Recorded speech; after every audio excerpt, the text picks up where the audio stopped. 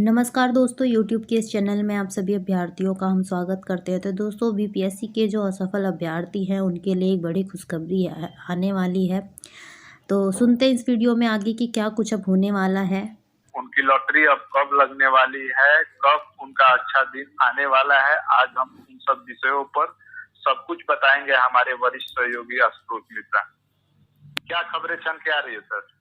बिल्कुल मनीष, जो असफल अभ्यर्थी हैं बीपीएससी शिक्षक भर्ती परीक्षा के, उनके लिए सही में अब अच्छे दिन आने वाले हैं।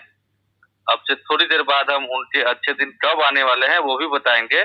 लेकिन ऐसा हम क्यों कह रहे हैं ये भी बताना जरूरी है उन असफल अभ्यर्थियों के लिए जो हताश और निराश हो गए हैं और लगातार बीपीएससी दफ्तर के बाहर धरना प्रदर्शन से लेकर गुहार लगा रहे हैं, अपनी मांग मनवाने की कोशिश कर रहे हैं। दरअसल आज बीपीएससी के जो चेयरमैन है अतुल प्रसाद, उन्होंने एक पोस्ट डाला था एक्स पर। उसके बाद से चीजें क्लियर होनी शुरू हो गई है कि आखिर जो परिणाम आया है, क्योंकि 1,70,000 प्लस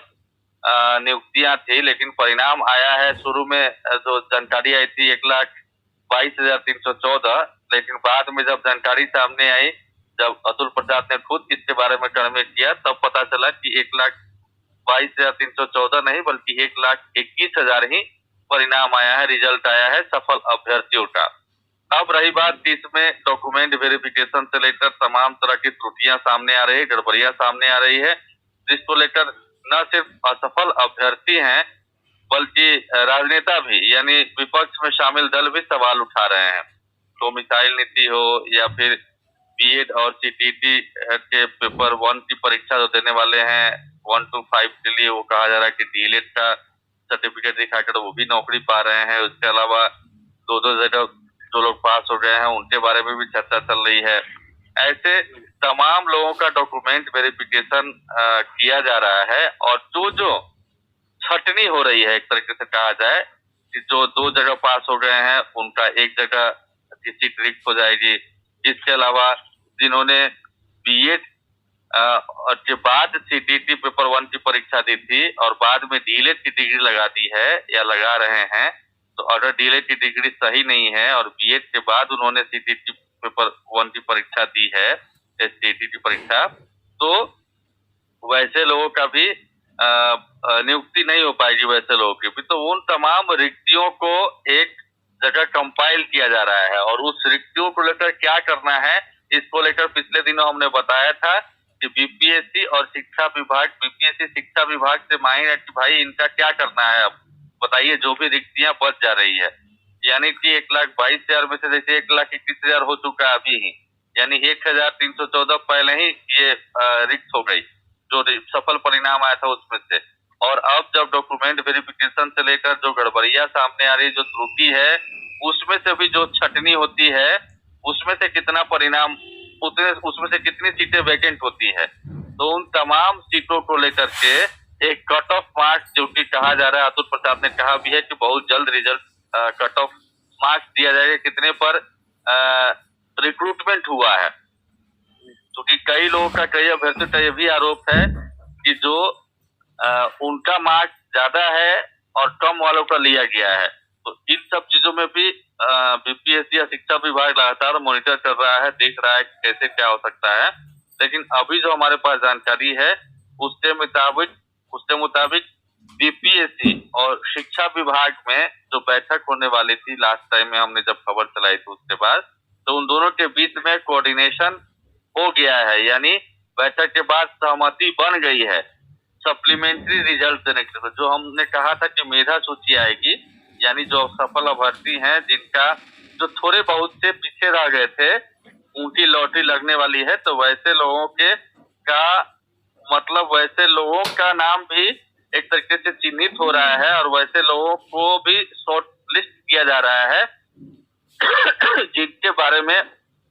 जो रिक्तियां होगी, जिनको लेना है उनके लिए। तो बीपीएससी और शिक्षा विभाग के बीच में समन्वय बन गया है, सहमति बन गई है। अब जो आप बता रहे थे कि कब अच्छे दिन आने वाले हैं, तो वो भी हम बता देते हैं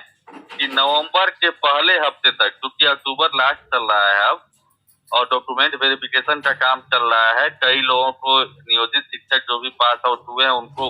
उसी जगह भेजा जा रहा है जहां वो पहले थे। बाद में उनको बताया जाए कि कौन सा जिला आवंटित होता है। इसके अलावा कई और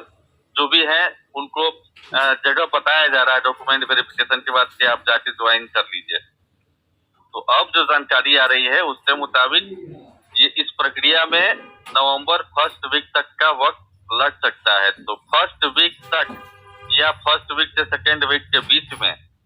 उनके लिए लॉटरी लग सकती है या उनके लिए अच्छे दिन आ सकते हैं। यानी कि सप्लीमेंट्री रिजल्ट जो मेधा सूची की बात आ रही थी, जो लोग बच गए थे, थोड़े बहुत नंबर से छूट गए थे, उनकी लॉटरी लगने वाली है। और नवंबर फर्स्ट वीक से लेकर सेकेंड वीक मैक्सिमम बोल रहे हैं हम, सेकेंड वीक तक किसी न किसी सूरत में सप्लीमेंट्री रिजल्ट आ ही जाएगा। और उसके बाद तब उन लोगों की बहाली की प्रक्रिया शुरू होगी जो अब तक असफल मान करके खुद को हताश और निराश समझ रहे थे या फिर हकमारी का आरोप लगा करके बीपीएससी दफ्तर के बाहर या शिक्षा विभाग से या सरकार से या बीपीएससी के चेयरमैन से लगातार अपनी गुहार लगा रहे थे। बहुत तरह की गड़बड़िया की बातें सामने आ रही है, जैसे कि डोमिसाइल नीति में आज अब्दुल प्रसाद ने स्पष्ट किया कि 88% तो बिहार के लोग ही हुए हैं, 12% ही 9 से 11-12 के बीच में जो उच्च माध्यमिक वाला जो है उसमें ही कुछ लोग ये त्रुटियां सामने आई है। तो उन तमाम लोग को शॉर्टलिस्ट करके क्लियर करने वाला है और नवंबर फर्स्ट वीक से सेकेंड वीक तक जो असफल अभ्यर्थी हैं उनमें से कईयों की नहीं कह सकते हैं, बल्कि सैकड़ों ही नहीं हजारों की संख्या में वैसे अभ्यर्थी हैं जिनकी लॉटरी लग सकती है, उनके अच्छे दिन आ सकते हैं। और जो खुद को मान कर बैठे हैं कि इस बार वो असफल रह गए हैं, अगली बार उनकी परीक्षा होगी तब उस तैयारी में जुट गए हैं, तो उनके लिए अच्छे दिन आ सकते हैं नवंबर फर्स्ट वीक से लेकर के सेकेंड वीक तक। मनीष, जानकारी देने के लिए बहुत बहुत धन्यवाद।